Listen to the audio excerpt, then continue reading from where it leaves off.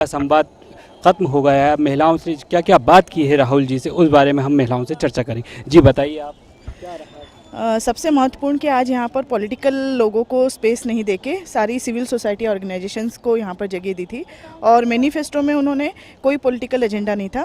यही जानना चाहते थे महिलाओं और बच्चों का विकास कैसे किया जाए, जिसमें बहुत बढ़ चढ़ के रिजर्वेशन की बात हुई है। महिलाओं को रिजर्वेशन मिलना चाहिए और सिर्फ रिजर्वेशन नहीं, विद सिक्योरिटी उनको एक ऐसा माहौल मिले जिससे कि वो आगे बढ़ के काम कर सके। आपने क्या सुझाव दिया, आपकी तरफ से क्या सुझाव? हमारे तरफ से सुझाव यही था कि महिलाओं को भगवान ने रिजर्वेशन 100% दिया है, बट अगर 33% रिजर्वेशन मिलता है तो ऐसा माहौल क्रिएट किया जाए जिससे कि महिलाएं वहाँ पे काम कर सके, भ्रष्टाचार को कम किया जा सके। महिलाएं इसलिए पीछे रह रही है क्योंकि भ्रष्टाचार बहुत ज़्यादा है, उसको कम करने के लिए मैनिफेस्टो में आपको बहुत स्ट्रॉन्ग स्टेप उठाने पड़ेंगे। दूसरी बात वहाँ पर जो बहुत बढ़ चढ़ करके आई है कि पंचायती राज में जो महिलाएँ आई हैं उनको आगे बढ़ने नहीं दिया जा रहा है। रीज़न यही है कि उनके लिए बहुत सिक्योर माहौल नहीं है और बच्चों के लिए बहुत सारी जो आज हम लोग क्राइम देख रहे हैं मध्य प्रदेश में, सबसे ज़्यादा हाईएस्ट रेट अगर क्राइम का देखें तो मध्य प्रदेश है और महिलाओं के ऊपर सबसे ज़्यादा अगर अत्याचार होता है तो इसी प्रदेश में हो रहा है। तो इसको कम करने के लिए ये किसी एक सरकार का काम नहीं है, सबको मिल करके इसमें करना होगा क्योंकि वो माहौल क्रिएट करना होगा। सिर्फ रिजर्वेशन से डेवलपमेंट नहीं होगा, वैसे ही स्पेस क्रिएट करना होगी।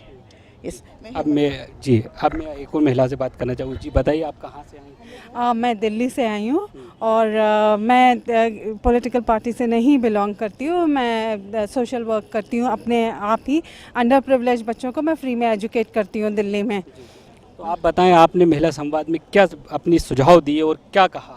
मेरा सुझाव दो थे। एक तो हमें महिला होने के नाते हमें किसी की ज़रूरत नहीं है कि कोई हमें हक दे, चाहे वो हिंदू माइथोलॉजी लीजिए, चाहे क्रिश्चियन लीजिए, चाहे मुस्लिम लीजिए, सब जगह जो मेन आती थी सामने वो सब महिलाएं होती थी। बीबी फातिमा, बीबी हवा, बीबी सारा और इधर देखिए तो दुर्गा जी हैं, बहुत सारे हैं। तो हमें किसी की ज़रूरत नहीं है कि कोई हमें दे, हमें अपने आप में जागरूक होना है कि हम किसी के अपने आप ही जागरूक होकर इतना स्ट्रांग बन जाए, इतना पावरफुल बन जाए कि हम सब काम कर लें। एक जो मैं चाह रही थी मैनिफेस्टो में कि आना चाहिए कि ये 3 डायमेंशन होते हैं किसी भी चीज़ को सक्सेसफुल करने के लिए, कि एक तो पेरेंट्स हो, एक सोशल हो और एक पॉलिटिकल हो।